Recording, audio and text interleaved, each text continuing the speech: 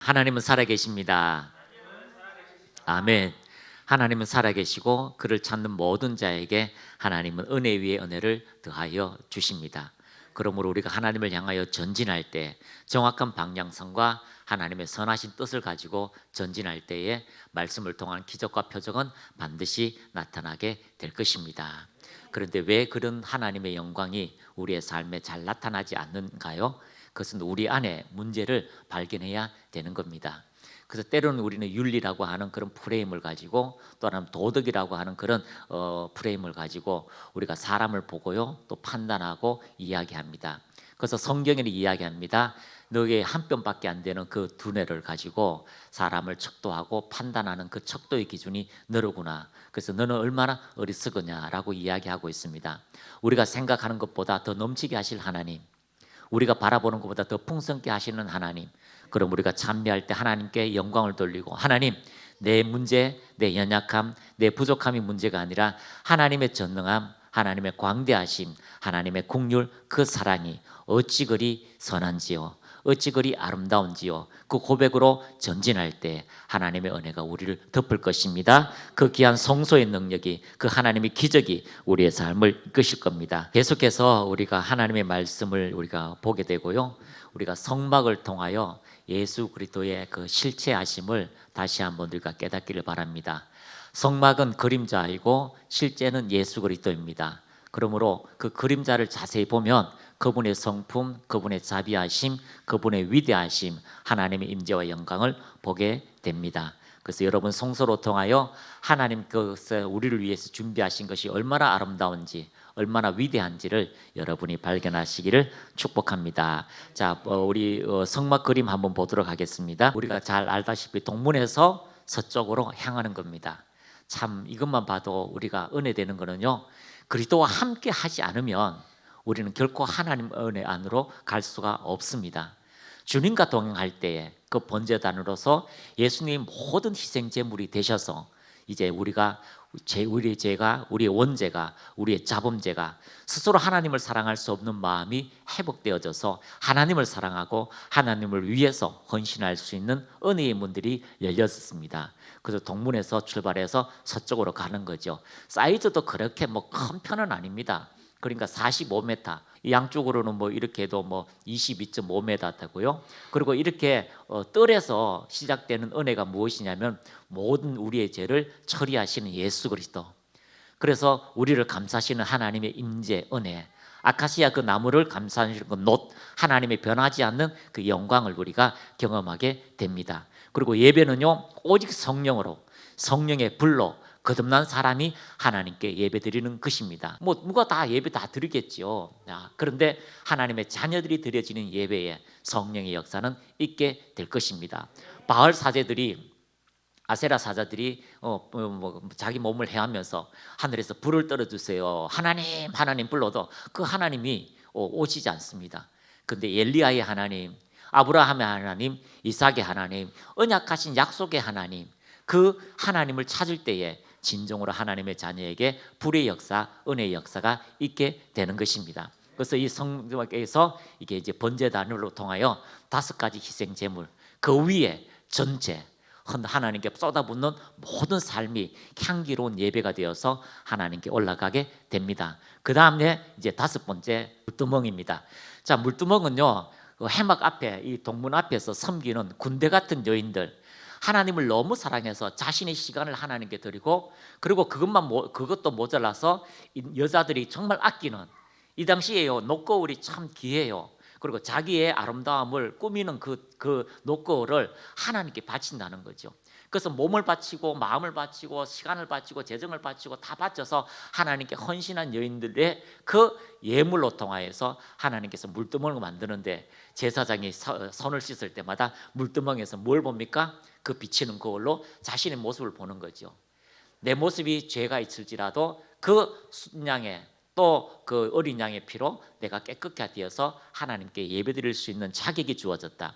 그래서 이 물두멍에서는요 하나님과 함께하는 생명의 선언입니다.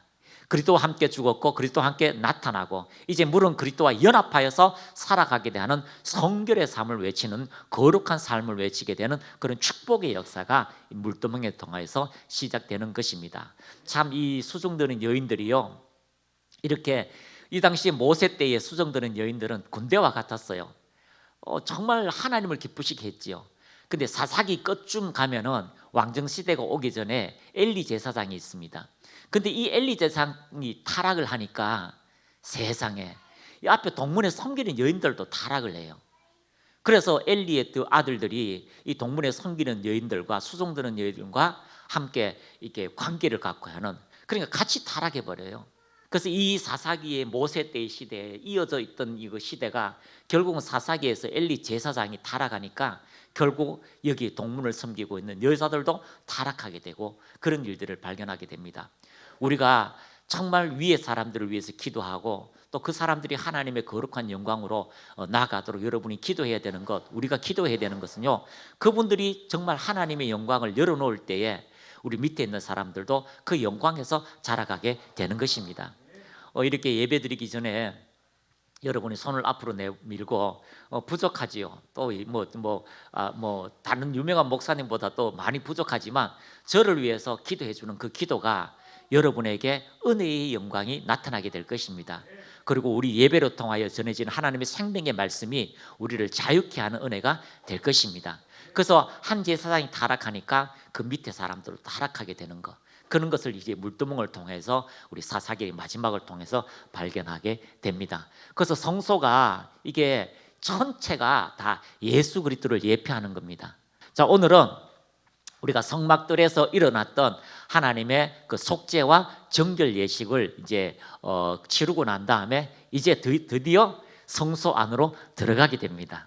성소 안으로 들어갈 때에 이제 하나님과 교제의 떡상, 그리고 하나님의 생명의 빛, 은혜의 빛, 그리고 번제다 분향단을 통하여 기도하는 놀라운 하나님과의 교제의 시간이 이루어지게 될 것입니다. 그런데 여기 들어가기 전에요, 휘장이 하나 있습니다. 그래서 히브리서 9장은요, 그 지성소 앞에 있는 둘째 휘장이라고 이야기하고 그 앞에 이제 성소 안으로 들어가는 첫째 휘장이라고 이야기합니다. 첫째 휘장은 천사의 그림이 없어요. 둘째 휘장에는요, 천사가 있습니다. 그림을 그려놓은 것은요, 무엇이냐면은 천사는 하나님 보좌에서 수종드는 존재들입니다. 그 하나님 보좌가 있는 것이고요, 하나님의 임재와 하나님의 얼굴이 있는 것이고 하나님의 영광이 있는 것이죠. 그래서 그 천사를 볼 때 보이지 않는 하나님이 그 천사가 있는 그 보좌로 통하여 하나님을 찬미하듯이 우리가 하나님의 임재를 우리가 경험하게 되고 하나님의 영광을 경험하게 되는 그런 이제 휘장에서 그림을 이렇게 이제 순을 놓게 됩니다. 그래서 1년에 한 번 제사장이 이 번제단에서 숫소의 피를 가지고 이제 지성소 안에까지 들어가게 됩니다. 그전에는 결코 이 지성소 안으로 들어갈 수가 없습니다. 첫째 휘장은 들어가는데 둘째 휘장에는요, 들어갈 수가 없어요.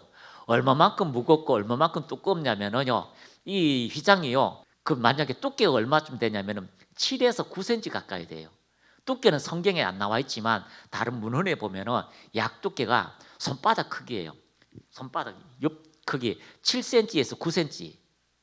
그러면 청바지도 여러분 찢을 수 없잖아요. 그것은요, 이 땅에 어떤 무엇도 하나님을 만날 수 있는 길이 열려지지 않는 거예요.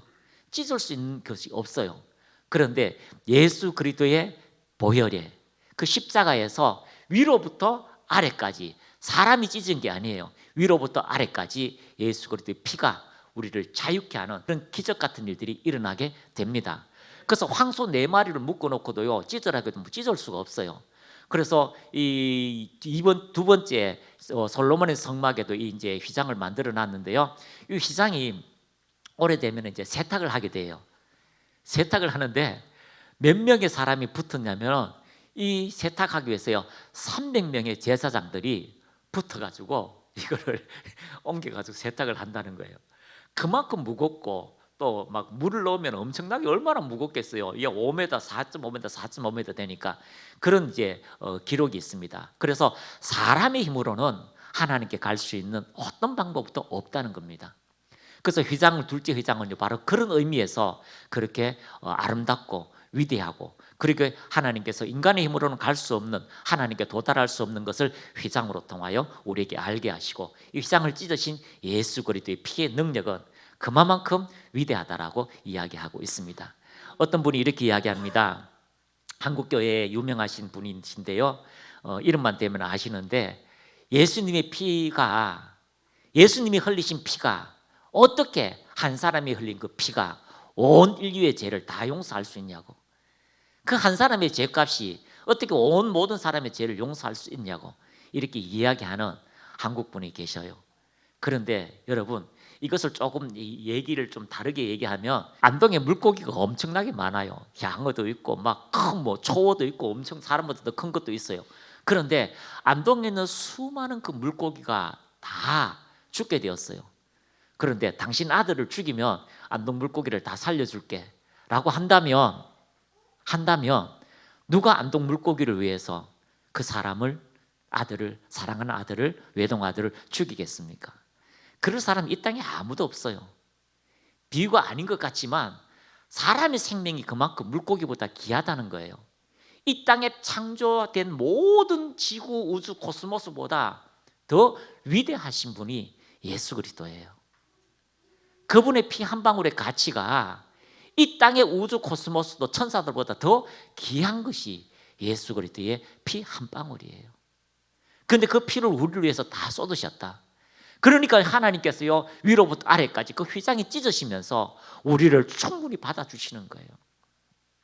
피 한 방울에도 능력의 역사가 나타나는데, 그 온몸의 피를 다 쏟으시면서 하나님의 거룩한 영광, 그 안으로 들어갈 수 있도록 죄인을 의롭게 하시고, 그 모든 죄를 사하여 주시고, 그리고 하나님의 자녀라고 이야기해 주시는, 생물학적으로 실제로 만드신 그 은혜가 우리에게 얼마나 위대하다는 것을 볼 수 있는 영적 해안들이, 영적 시선들이 여러분에게 있기를 축복합니다.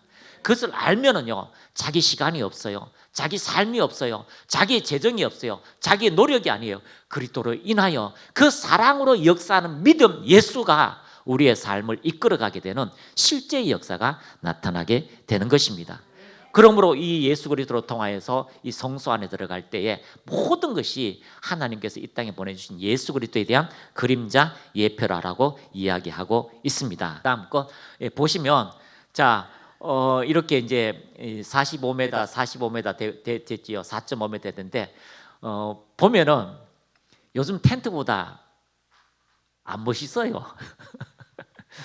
요즘 텐트요, 대형 텐트요, 이 정도요, 한 5m짜리, 6m짜리 나오잖아요. 예뻐요. 막 에어 막 공기도 들어가 있고 그렇습니다. 그런데 보기에는요, 별로 없어요. 약간 검은색에다가 약간 뭐 회색에다가 흰색 비슷한 데다가 막 이렇게 이렇게 천막을 쳐놨습니다. 이렇게 천막을 쳐놨어요. 여기가 성소입니다. 그런데 성소와 예수 그리스도가 무슨 연관이 있냐고. 아니, 건물이 어떻게 예수가 될 수 있냐고 라고 이야기하지만, 바울은 이렇게 이야기합니다. 연합되어 그리스도의 몸을 이루어 간다는 거죠. 건물에 지칭하고 있습니다. 그리스도의 한 사람 한 사람이 건물처럼 벽돌이 되어서 살아있는 생명체가 되어서 그리스도의 나라, 새 예루살렘, 예수 그리스도의 몸을 이루어 간다라고 이야기하고 있습니다. 이 성막 전체가 물두멍과 번제단과 이 모든 어린 양이 진짜 예수님이 오실 때까지 우리에게 알려주는 예수님에 대한 그런 그림자를 이야기하고 있습니다. 그러므로 이 성소도 예수님의 그림자가 되는 것입니다. 그리고 성소 예수님이라고 표현하게 됩니다. 자, 출애굽기 25장 8절 우리 한번 보겠습니다. 내가 그들 중에 거할 성소를 그들이 나를 위하여 지어라. 내가 그들 중에 거할, 하나님께서요, 그들 가운데 거하시고 싶대요. 그들 안에 살고 싶대요. 그래서 그들 안에 거하고 살고 싶어서 성소를 그들이 나를 위하여 지어라 라고 이야기하고 있습니다. 나를 위해 지으라고 하는 것은요, 여러분 스스로가 주님을 사랑하고 예수 그리스도를 영접할 때에 우리 안에 예수님이 들어오시는 겁니다. 그래서 그들 중에 거할 주님, 우리와 함께 하고 싶어서 주님이 성소를 지으시라라고 이야기하고 있습니다. 이것은요, 창세기부터 시작됩니다. 아담과 하와를 하나님 창조하셔서 그분의 뜻대로, 그분의 방법대로, 그분의 삶대로 서로 교제하고 함께하기 위해서 사람을 만드셨습니다. 그러니까 그분과 우리는요 하나예요. 그분과 우리는요 사랑의 관계예요. 그래서 서로 같이 교제하고 살기 위해서 우리를 창조하셨습니다. 어떤 사람은 하나님 우리를 부르먹기 위해서 만들지 않았나요? 예배 드려야 되고 11조 내야 되고 우리 시간 없어요. 우리 뭐 없어요. 다 주님이 그렇게 좋아하는 거 다 가져가시잖아요. 내 하고 싶은 거 하면 안 된다고 하잖아요. 그런 하나님이 아니에요. 우리에게 필요한 모든 것을 공급하실 뿐 아니라 준비하실 뿐 아니라 우리와 함께 살고 싶어서 우리를 창조하셨습니다. 그래서 우리는 하나님과 함께 있을 때 가장 행복한 자가 되게 되는 것입니다. 그러므로 이 성소는 예수 그리스도께서 이 땅에 우리에게 하나님과 함께 할 수 있는 길을 열어놓으신 것입니다. 그래서 예수님은 나는 길이다라고 한 것은 실제로 하나님께로 가는 생명의 길이 되는 것입니다. 자, 그래서 이 성소는 하나님께서 거하시는 장소. 그래서 구약 시대의 성소는 장막이라고 또 회막, 성막이라고 하는 다양한 명칭을 가지고 있습니다. 그 명칭 속에는요 하나님께서 뜻하신 것이 있는데 그것은 뭐냐면 내가 너희와 함께 만나주겠다. 내가 너희를 만나주겠다. 내가 너희들과 함께 하겠다. 너희들과 함께 살겠다고 하는 특별한 하나님의 섭리가 들어져 있는 것입니다. 자, 같이 한번 읽겠습니다. 시작. 성소는 가로 약 4.5m, 세로 약 9m, 높이 약 4.5m 크기의 정육면체의 공간이다. 성막은 4겹이나 되는 양장으로 덮였는데 맨 아래 양장은 가늘게 꼰 배실과 청색, 자색, 홍색 실로 그룹을 공교히 수놓아 만든 세마포 양장이었으며 그 위에는 염소 털로 만든 양장으로 덮었고 그 위에는 붉게 문드린 수양의 가죽으로 만든 덮개로 덮였으며 맨 위에는 해달의 가죽으로 만든 우뚝개를 덮었다. 따라서 성막은 외부에서 볼 때는 규모도 별로 크지 않고 화려하지도 않은 천막에 불과했다. 그러나 그 안에 있는 기구들은 거의 모두 정금을 사용하여 있다. 성막을 덮어 가리우는 4겹의 양장 및 덮개가 내부의 화려한 것들을 가리우고 있는 것이다. 이런 사실은 성막의 진정한 실체이신 예수 그리스도를 표현한다. 자, 그 안에는 온갖 신성한 것들이 다 있어요. 그래서 노수로 만들었습니다. 금으로 다 만들었습니다. 제사장의 의복은요 예수 그리스도를 예표하는 거죠. 그 의복은 보석으로 만들었죠. 그러니까 온갖 안에는요 화려한 의복은 보석이 되고요 그 정금으로 이렇게 아름답게 만들었습니다. 그리고 이 향기는요 사람이 만들어서는 안 돼, 사람이 쓸 수는 안 될 정도로 아름다운 향기로 이렇게 가득 채워진 거죠. 그것은 예수 그리스도의 내면 그 속성이 그만큼 하나님의 위대하심으로 가득 차 있다라고 이야기하고 있습니다. 자, 요한복음 2장 19절 같이 읽습니다. 시작. 예수께서 대답하여 이르시되 너희가 이 성전을 할라 내가 사흘 동안에 일으키리라. 자, 내부는 그렇게 아름답고 외부는 볼 것 없지만 예수 그리스도를 가리킵니다. 그래서 예수님도요 이 성전을 헐라 그럼 내가 사흘 만에 다시 일으키리라라고 하는 것은 예수님 자체가 뭐라고 이야기합니까? 성전, 성소다라고 이야기하고 있습니다. 히브리서 8장 1절 2절 시작. 지금 우리가 하는 말은 요점은 이러한 대제사장이 우리에게 있다는 것이다. 그는 하늘에서 지극히 크신 이의 보좌 우편에 앉으셨으니 성소와 참 장막에서 섬기는 이시라. 이 장막은 주께서 세운 것이요 사람이 세운 것이 아니니라. 자, 성소가 있어요. 이 땅의 성소를 이야기하는 거죠. 이 성소를 이야기합니다. 그러면 참 장막은 뭐예요? 참 성소, 진정한 실체 예수 그리스도가 참 장막이다라고 이야기하고 있습니다. 그래서 요한복음 1장 14절에 말씀이 육신이 되어 우리 가운데 거하심에 우리가 그의 영광을 보니 아버지의 독생자의 영광이요 은혜가 진리가 충만하더라. 우리 가운데 거하심에라고 하는데 우리는 거한다, 함께 한다라고 하는데요. 이 헬라어로는 스케노우예요. 스케노우라고 이야기합니다. 그런데 이것이 한국어로 번역할 때에 한국어로 번역이 될 때에 함께 거하다라고 이야기하는데 스케노우는요 장막을 치다는 뜻이에요. 그리고 장막 속에 거주하다, 살다라고 하는 그런 뜻을 가지고 있습니다. 그래서 여기 우리 간사님 아마 그 원어 자막 이렇게 치면은 나중에 한번 봐요. 자막 치면은 아마 이렇게 정확하게 나와 있어요. 그래서 스케노라고 해서 장막을 치다. 그래서 이렇게 요한복음에서 이야기하는 것처럼 우리 함께 주님께서 장막을 치셨습니다라고 하면 이 장막이 뭐예요? 성막이죠. 예수님께서 하나님께서 우리 가운데 장막을 치셨다. 우리와 함께 거하신다. 우리 함께 살고 싶다라고 하는 것은 바로 그 우리에게 거하신다고 하는 그런 뜻을 이야기하고 있습니다. 그러므로 하나님께 살고 싶고 하나님과 함께하고 싶어서 무엇을 치신다고요? 장막을 치신다라고 이야기하고 있습니다. 주의 장막이 우리를 덮었습니다. 그리스도의 장막이 우리를 덮었습니다. 그 은혜가 오늘도 이 예배 가운데 하나님의 임재 그 향과 그리고 불과 그리고 그 자비하심이 우리를 자유케 하는 일들이 일어나게 되는 것입니다. 그래서 예수님의 자신이 성막 하나님의 임재며 그분 안에서 하늘의 덮개가 우리 위에 펼쳐졌다라고 하는 것이 이 성소에 대한 의미라고 이야기하고 있습니다. 자, 이 덮개가 네 가지가 있는데요. 이 네 가지를 가지고 우리가 한 번씩 이제 말씀을 같이 나누는데 이 성소의 덮개는 큰 의미를 가지고 있습니다. 그래서 하늘의 하나님께서 우리를 찾아오시는 방법이에요. 이 성소의 덮개는 인간이 하나님을 찾아가는 것이 아니라 하나님께서 이 땅에 찾아오시는 그 방법을 이 덮는 방법으로 이야기하고 있습니다. 첫 번째 덮개입니다. 출애굽기 26장 1절에서 6절 시작. 너는 성막을 만들되 가늘게 꼰 배실. 자, 가늘게 꼰 배실이라고 하는 것은요, 흰색 실이에요. 흰색 실, 그리고 청색, 자색, 홍색 실로 그룹을 정교하게 수놓은 10폭의 휘장을 만들지니라. 자, 천사를 정교하게 이렇게 정교하게 수놓은 10폭의 휘장을 만들지니라 라고 이야기합니다.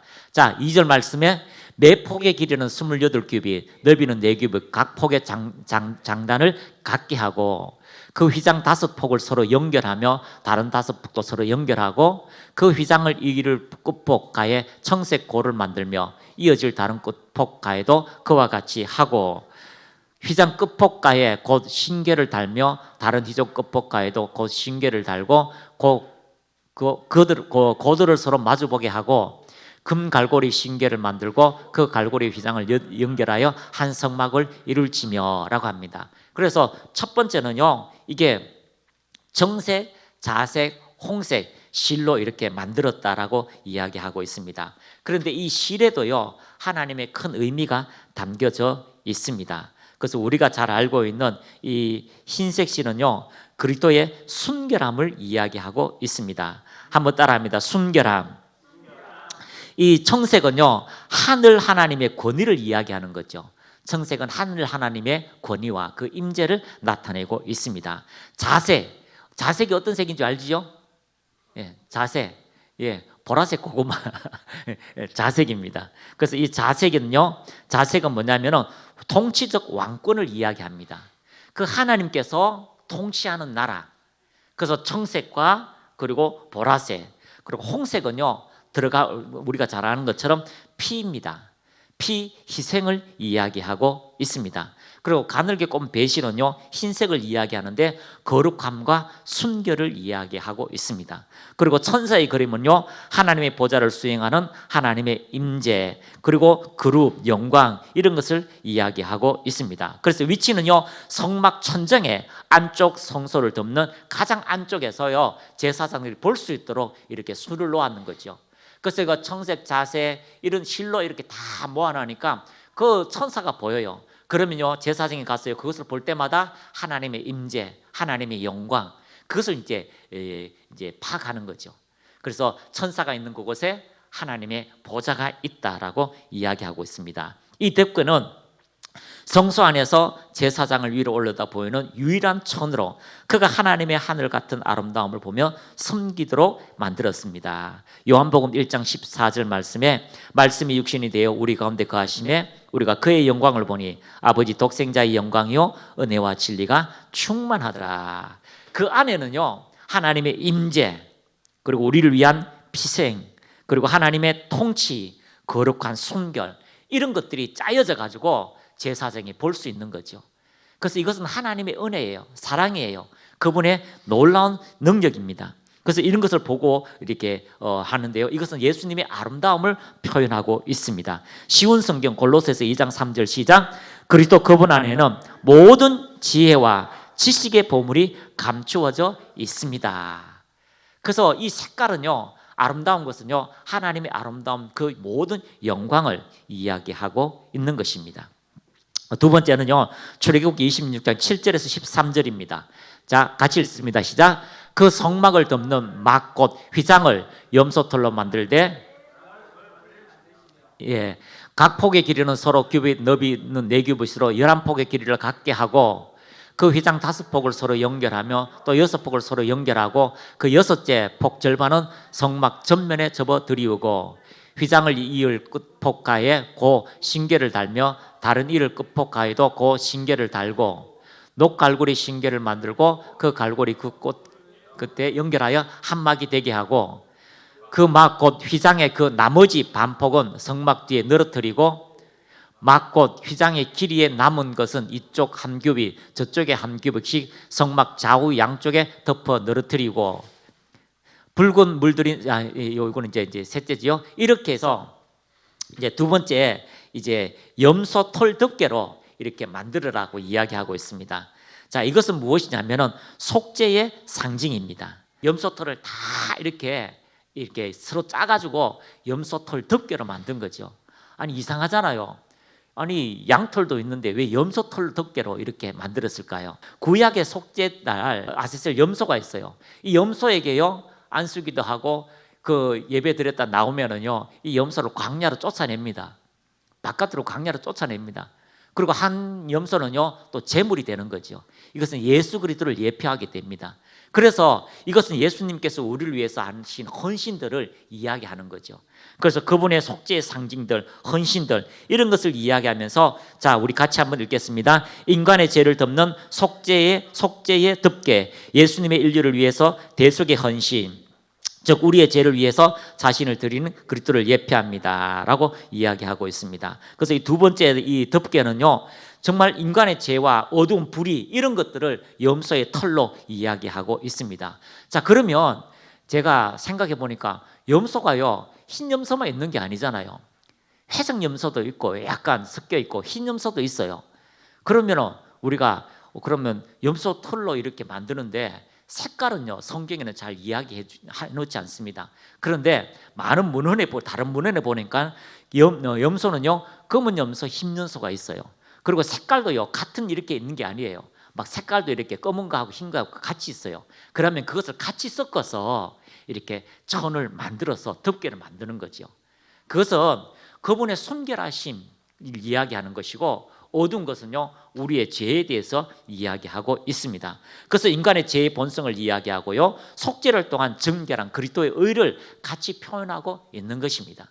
그러므로 이 속죄에서 두 번째 덮개는요 그 바로 주님께서 우리를 위한 긍휼의 사역, 우리를 위해서는 하나님의 은혜 그것을 이야기하고 있습니다. 같이 한번 읽겠습니다. 염소털 덮개는 죄와 의, 심판과 속죄가 만나는 지점을 보여줍니다. 이것은 예수 그리스도의 십자가 사건, 죄가 되시며 또한 그분의 의로 덮어놓은 복음의 핵심을 예표하고 있습니다. 그래서 검은색과 흰색이 섞여 천으로 만들어서 속죄의 복합적인 의미는 죄를 덮어주는 의를 상징하고 있다는 것을 이야기하고 있습니다. 할렐루야. 그래서 우리를 덮어주시는 그리스도의 은혜, 그 속죄의 사건을 이야기하고 있습니다. 자, 이제 출애굽기 26장 14절 우리 같이 읽습니다. 시작. 붉은 물들인 순양의 가죽으로 막의 덮개를 만들고 자 붉은 물들인 수양의 가죽, 붉은 물을 들여버렸어요. 그리고 그 세 번째 덮개를 만듭니다. 붉은 물들인 순양의 가죽으로 막의 덮개를 만들어라. 그래서 이것은 우리가 잘 알듯이 예수 그리스도의 피를 상징하고 있습니다. 그래서 그 피는요 붉게 만들어서 희생을 이야기하고 우리의 모든 속죄를 이야기하고 있습니다. 그 순양은 대속의 제물, 예수님이 하나님의 어린 양으로 우리를 위해서 피 흘리셨다라고 이야기하고 있는 것입니다. 이 덮개는 하나님의 진노를 막으시는 예수 그리스도의 사건, 그 피의 보호막을 우리에게 덮어주신다라고 이야기하고 있는 것입니다. 그래서 여러분, 예수님의 피의 보혈이 우리를 덮고 있습니다. 그래서 하나님께서 우리를 보실 때에 피의 옷, 그리스도의 옷을 입었다는 것은요, 피 묻은 옷을 입었다고 성경이 이야기하는 것은요, 우리가 그리스도의 삶을 살 수 있는, 의의 삶을 살 수 있는 그러한 하나님의 영광을 입었다라고 이야기하고 있습니다. 그러므로 여러분, 이 세 번째, 이 염소 순양의 피 묻은 것을 상징하듯이 우리가 그리스도의 피 묻은 옷을 입고 이 땅에 하나님의 영광을 선포하며 그리스도의 사역을 나타내는 것입니다. 자, 출애굽기 26장 14절 뒤편에 보면요, 해달의 가죽으로 그 윗덮개를 만들지니라고 이야기합니다. 그래서 해달이라고 하는데 이게 무슨 해달이냐면 바다짐승이에요. 바다짐승. 그래서 정확하게 우리나라에 올 때 이 해달이라고 이렇게 번역을 했는데, 이게 다른 번역에는 돌고래 가죽이다라고 이야기하고, 그리고 돌고래 가죽으로 이게 천막을 지었다는 말을 한 번도 제가 들어본 적이 없거든요. 그런데 여러분, 이제 두공이라고 하는 바다 물개 알지요? 바다 물개. 근데 바다 물개 가죽을 가지고는 뭐 많이 만들어요.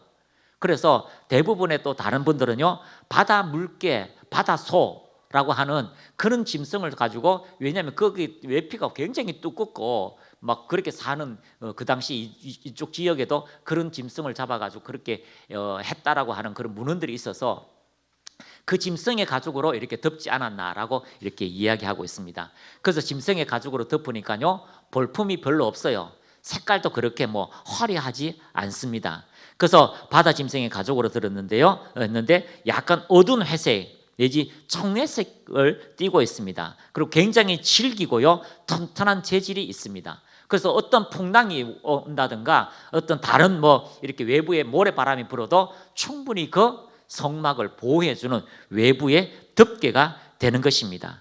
바로 볼품이 없다. 그런데 내면으로 들어가면 들어갈수록요, 어떻습니까? 화려하고 아름답고 온갖 위대한 것들이 다 들어있다라고 이야기하고 있는 것입니다.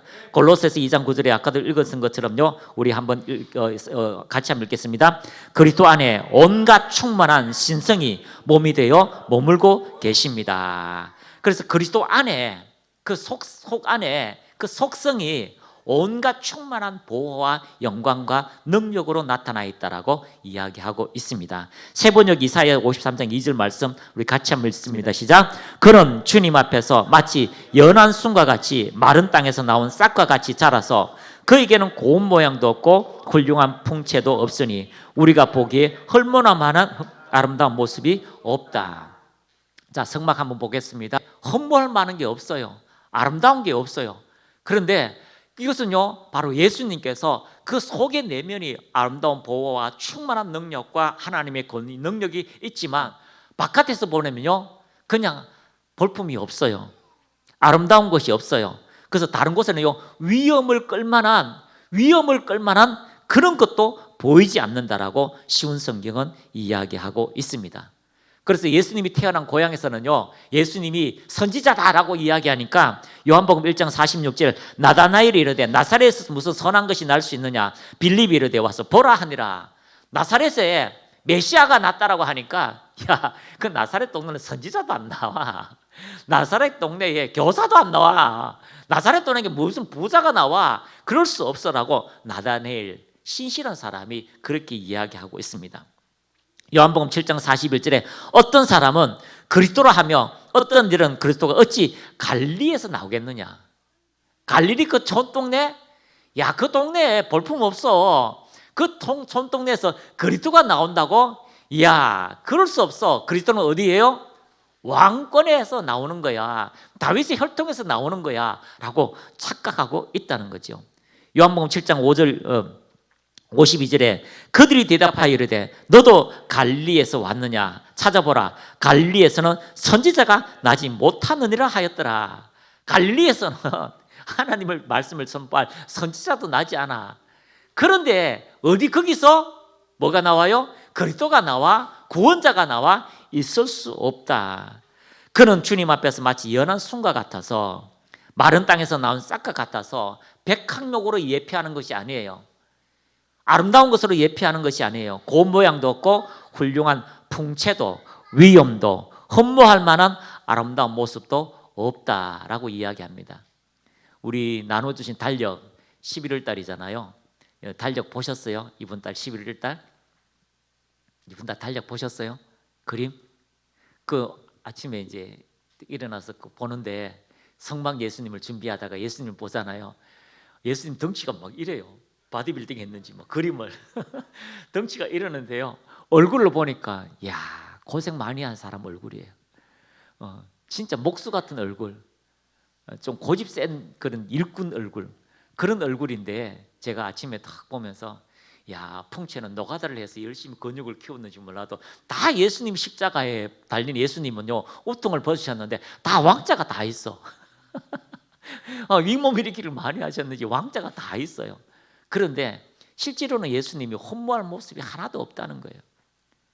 흠모할 모습이 하나도 없다는 거죠. 그런데 그 안에는 하나님의 온갖 신성한 아름다움, 보화와 능력과 근세와 충만한 신성이 그 안에 담겨 있었다라고 이야기하고 있습니다. 그러므로 그 안쪽에는요 하늘의 온갖 영광이 있었지만 밖으로 나올수록 나오는 것이 무엇입니까? 인간적인 겸손한, 인간적인 가장 나약함들, 연한 순 같아서 뽑아버리면 없어질 것 같은 그런 모습으로 이 땅에 나오셨다라고 이야기하고 있습니다. 그러므로 하늘의 하나님이 인간 모습으로 내려오신 복음의 순서대로 이렇게 이야기하고 있는데, 우리가 예수님을 볼 때는요 그냥 험보한 모습이 없는 해달의 가죽 같아 보여요. 그냥 바람을 막는 그런 해달의 가죽같이 보입니다. 그러나 그 안에는요 어린 양의 피, 물들인 피로 통하여, 그분의 피로 통하여 자유함을 주시고요, 또 그분의 모든 속죄함을 통하여, 그분의 겸손하시고 낮아지심을 통하여 우리를 대속해 주시고, 그 안에는 하나님의 신성함으로 통하여 우리를 자유케 하신 하나님의 아름다운 것이 이 성소로 통하여 나타나게 된다는 것입니다. 그러므로 여러분 안에 주님이 거하십니다.